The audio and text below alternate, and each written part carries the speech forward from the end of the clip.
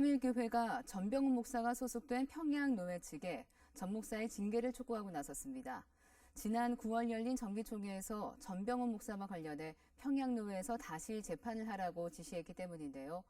지난번 석연치 않게 흐지부지된 재판이 이번엔 제대로 진행될지 관심이 집중되고 있습니다. 조혜진 기자입니다. 전병훈 목사의 여성도 성추행 논란이 세상에 알려진 지 6년이 지났지만 목회자를 임명하고 면직시킬 권한을 지닌 소속 노회가 아무런 역할을 하지 못하고 있다는 비판이 여전합니다. 이런 가운데 전 목사의 면직을 촉구해온 삼일교회가 기자회견을 열고 이번에 다시 전 목사를 재판하게 될 평양노회가 제 역할을 다해주기를 촉구했습니다. 전 목사의 면직건을 다루기 위해 지난 2월 구성된 평양노회 재판국이 흐지부지됐기 때문입니다.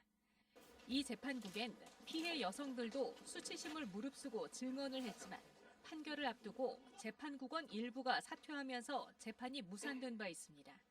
결과는 징계를 하는 것으로 주어졌는데 목사님들 중에 결혼이 생겼습니다. 개인적인 사유로. 그렇다면 다시 열릴 재판에는 기대를 걸어도 좋을까? 삼일교회 측은 평양노회에 기대를 걸긴 어렵다고 내다봤습니다. 평양노회는 최근 전병훈 목사가 시무하는 홍대 세교회의 가입을 승인해줬습니다. 노회 측은 노회에 가입되지 않은 무임 목사는 재판할 수 없다는 교회 헌법을 이유로 들었는데 그렇다면 지난 2월에는 노회 가입이 안 된 상태에서 어떻게 전 목사가 조사를 받을 수 있었는지 의문이 남습니다.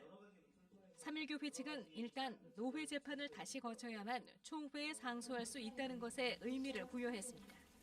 전반적으로 기대를 할 수는 없습니다. 지금까지 진행하는 것으로 봐서는. 그러나 그 단계를 거쳐야만이 다시 총회에다가 재판국에 상정을 할 수가 있는 부분이기 때문에 삼일교회 측은 이와 함께 성중독 치료비 명목으로 지급한 1억 원 등 모두 3억 3천만 원을 되돌려달라는 소송도 제기했습니다. 이런저런 이유로 재판을 미뤄온 평양노회가 이번에는 어떤 결론을 내릴지 세간의 이목이 집중되고 있습니다. CBS 뉴스 조혜진입니다.